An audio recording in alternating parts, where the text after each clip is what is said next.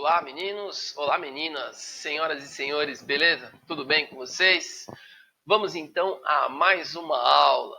Hoje o tema da aula é energia interna de um gás ideal. Lembrando que nós estamos aí tratando da temática da termodinâmica, que tem como um objetivo final, vamos dizer assim, o entendimento do funcionamento de uma máquina térmica. Mas para a gente chegar lá, a gente precisa passar por alguns fundamentos e a gente vem fazendo isso ao longo das últimas aulas. A aula de hoje, mais um fundamento da termodinâmica. Então, aula 21 da apostila de vocês, energia interna de um gás. Objetivos, então, da aula de hoje. Vou apresentar para vocês o conceito de energia interna de um gás e também mostrar o que acontece com essa energia interna quando ocorre uma transformação termodinâmica. Lembrando que transformação termodinâmica é quando o estado de um gás, o gás tem uma condição inicial e passa por uma transformação aí até atingir o seu estado final ou uma condição intermediária. Antes da gente começar, então, vamos só lembrar aqui o que a gente já conversou. Já apresentei para vocês as variáveis termodinâmicas, né? Pressão, volume e temperatura, cada uma com a sua respectiva unidade. Lembrando que a temperatura tem que estar na escala absoluta e a gente tem um fator de conversão aí que vale a pena deixar registrado em algum cantinho. Além disso, falamos sobre transformações termodinâmicas, né? Que é a mudança de uma condição A, delimitada pelas variáveis termodinâmicas, pressão, volume e temperatura, até uma condição B, que tem aí imposta por uma mudança dessas, de uma ou duas dessas variáveis termodinâmicas, beleza? Ou três dessas variáveis, né?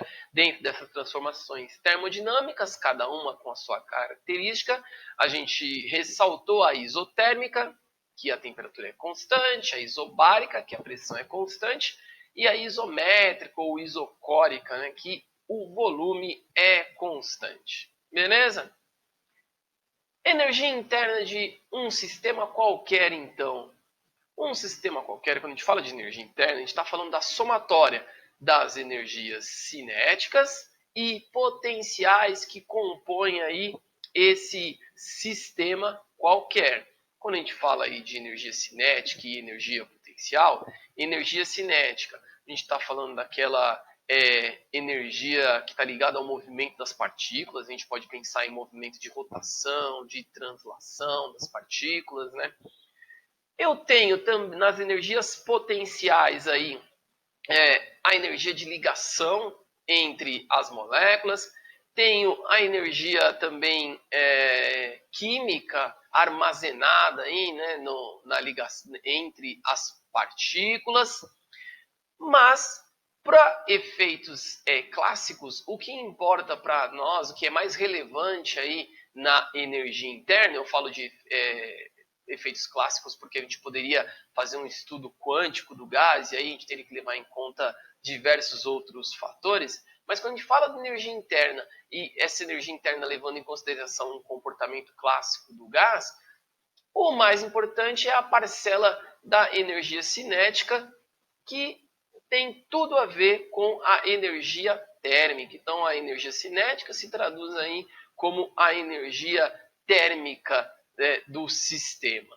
Num gás ideal, a energia interna vai ser restrita à energia cinética. Então, a energia interna vai ter uma relação direta com a energia cinética média das partículas que compõem aí esse gás. Se a gente está falando de energia cinética, né, de energia de um gás, vou colocar um pouquinho para cá, como que a gente sabe que esse gás tem energia? Esse gás, ou um gás tem energia, quando a gente vê a possibilidade desse gás transferir energia para executar um movimento de uma peça, por exemplo. Então, quando eu tenho aqui um pistão, aí, o sistema cilindro, pistão de um carro em movimento, a partir da transformação de energia térmica em energia mecânica, quer dizer que esse gás tinha uma energia interna e essa energia interna pode, né, se transformar em energia mecânica. Tem um gás que tem potencial para fornecer energia, então ele tem uma energia interna que pode ou não ser utilizada. Como eu falei, essa energia interna está ligada diretamente com a energia térmica. E energia térmica está ligada com temperatura. Então a gente pode dizer que a energia interna de um gás é proporcional à sua temperatura. Se a energia cinética, a energia interna, de um gás ideal é diretamente proporcional à sua temperatura, a gente então pode escrever isso em função de uma equação matemática. E a equação matemática que a gente vai usar para representar essa energia interna está descrita aqui. Então, energia interna de um gás proporcional à temperatura. E essa proporcionalidade é determinada por esse K. O K é o fator de proporcionalidade. Então, U é igual a KT, T a temperatura do gás, temperatura absoluta, né, vamos lembrar, e K um fator de proporcionalidade, que depende aí do tipo e da quantidade do gás. Beleza? Se eu tenho energia interna, eu posso falar também de variação da energia interna. Variação da energia interna, então, é também diretamente proporcional à variação da temperatura. Então, são essas duas maneiras aí, por enquanto, que a gente vai trabalhar essa equação para energia interna de um gás. Beleza? Agora que a gente já tem determinado, então, que a energia interna de um gás pode ser mensurado aí em função de sua temperatura, claro, a depender de um fator de proporcionalidade, e essa energia interna também está ligado a o que pode acontecer com o gás. A gente vai ver agora quais as implicações de uma transformação termodinâmica nessa energia interna. Ou seja, o que acontece com essa energia interna quando um gás sofre uma transformação termodinâmica. Lembrando que a gente tem aí descrito nas últimas aulas pelo menos 3 transformações termodinâmicas, né? A isotérmica, isobárica e a isométrica. Transformação isotérmica. Então vamos lembrar o que é uma transformação isotérmica. É uma transformação em que a temperatura fica constante e ela pode ser, vamos dizer assim, explicitada graficamente com essa cara aqui que está na tela. Então eu tenho aí um gráfico de pressão por volume, em que a curva de uma isotérmica está descrita aqui. Na verdade, eu tenho 3 curvas, né? Cada uma com sua respectiva temperatura. E aí, qual que é a consequência dessa transformação na energia interna de um gás? Isso está na própria definição, né, de transformação isotérmica. Se a temperatura é constante e a energia interna é proporcional à temperatura, ou a variação da energia interna vai ser proporcional à variação da temperatura, numa transformação isotérmica, a variação da minha energia interna vai ser 0, porque eu não tenho variação da temperatura, logo eu não vou ter variação da energia interna. Beleza? E nas outras transformações? Então aqui a gente tem uma transformação isobárica, uma transformação aí que também pode ser ilustrada em um gráfico. Aqui a gente tem 2 tipos de gráfico, né? O gráfico de pressão por volume e o gráfico de volume por temperatura.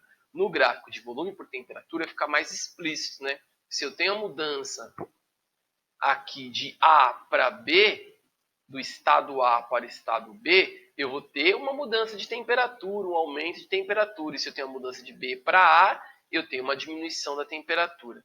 Eu tenho que compreender essa mudança também aqui nesse gráfico de pressão por volume, que demonstra a mesma transformação, só que com eixos diferentes. Então aqui eu tenho pressão constante, mas uma variação do volume, né? Um aumento do volume se a transformação for do estado A para o estado B, e uma diminuição do volume se a transformação for do estado B para o estado A. Qual a implicação disso na energia interna?